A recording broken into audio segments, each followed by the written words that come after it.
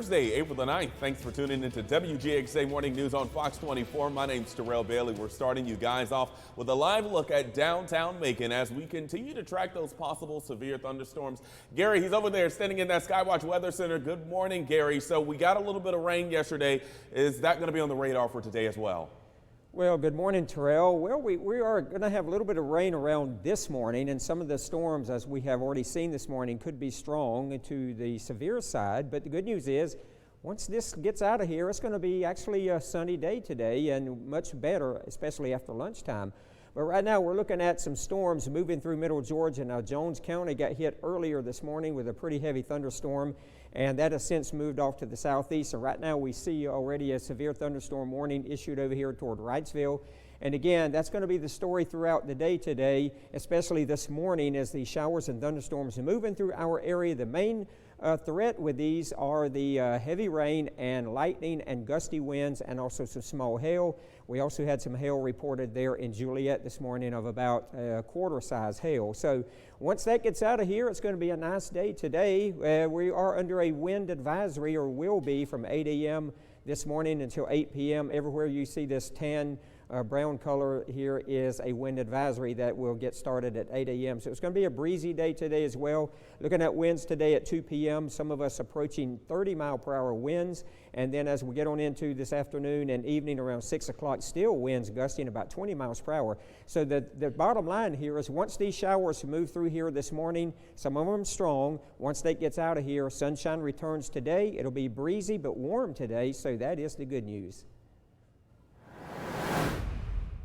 When they got to the house, as you can see, it was fully engulfed. Unfortunately, the victim was at the north end of the house. Looked like she tried to get out. And I know her personally. She's a retired clinical educator at Nelson Health. I've been knowing her for a very long time. It's our top story this morning. That was Coroner Leon Jones speaking on the victim who died in a house fire last night on Thomaston Road. Let's go ahead and bring in our very own Amaris Jenkins. She's at the live desk bringing us all the latest updates on this story. So good morning, Amaris. What else can you tell us about this house fire? Yeah, good morning, Terrell. Very devastating news this morning. It has been confirmed an 84-year-old woman is dead after her home caught on fire overnight. The Bibb County Sheriff's Office and Macon-Bibb Fire Department say the victim, 84-year-old Mary Frances Stinson, was the homeowner. Someone passing by dialed 911. Fire crews responded to the home on Thomaston Road just before 10 p.m. When on the scene, crews were able to put the fire out, but sadly, when the home was inspected, Stinson's body was found inside. As you can see from this video, the flames were pretty massive, but investigators have not said what the cause of the fire is. An autopsy will be performed to confirm her cause of death. Now, anyone with information about this is urged to contact the Bibb County Sheriff's Office at the number there on your screens, or the Macon Regional Crime Stoppers at 1-877-68-CRIME.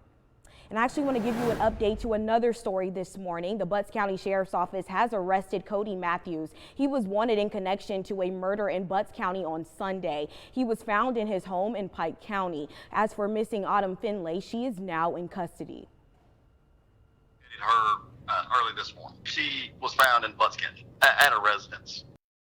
Major Jeff Nix with the Butts County Sheriff's Office says she is not under arrest at this time. That is to be determined in the investigation. Terrell.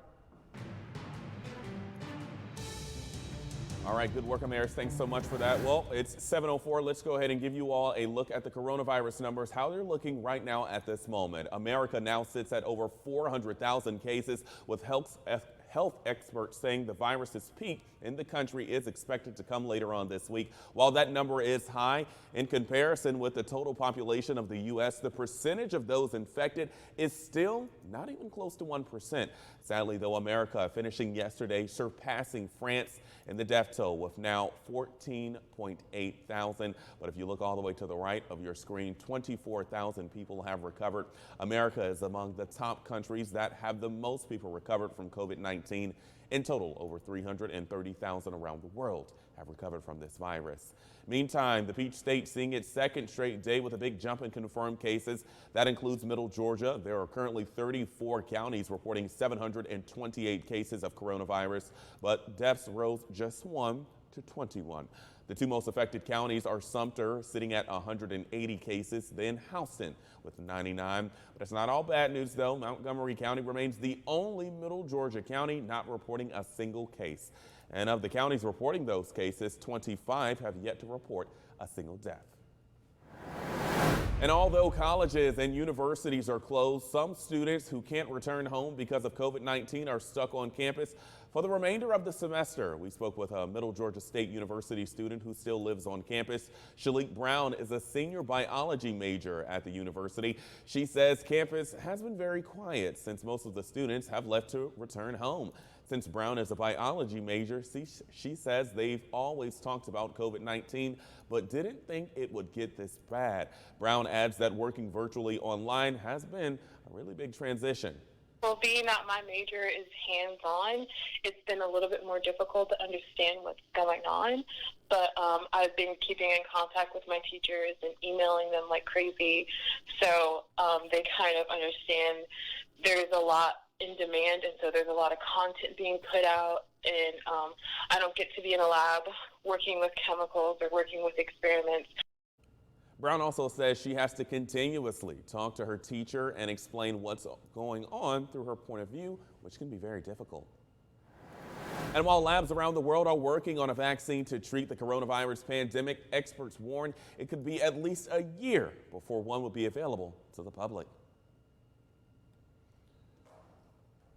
We got into a clinical trial very, very quickly, faster than ever. A couple of other candidates are now entered into a phase 1 safety trial. In all, you look at how long it takes to show safety and immunogenicity and ultimately protection. It's going to take about a year to a year and a half. There's been over 400,000 coronavirus cases reported in the U.S. And in the wake of all the coronavirus coverage, we want to share with you some good news. Walmart's latest commercial is more of a motivational message than advertisement. It starts off with a group of associates singing the song Lean on Me to encourage each other during these uncertain times. Then others started singing their own versions of the song. Walmart was inspired by what was happening and decided to turn it into an advertisement. It's especially poignant after the man who wrote and recorded that classic song passed away last week. Bill Withers was 81 years old and died of heart complications not related to COVID-19. And after hearing the news of the tiger diagnosed with the virus, zoos are preparing for any more animals that could contract it. Coming up, we're going to tell you what experts say are the symptoms you need to look out for. That and more next.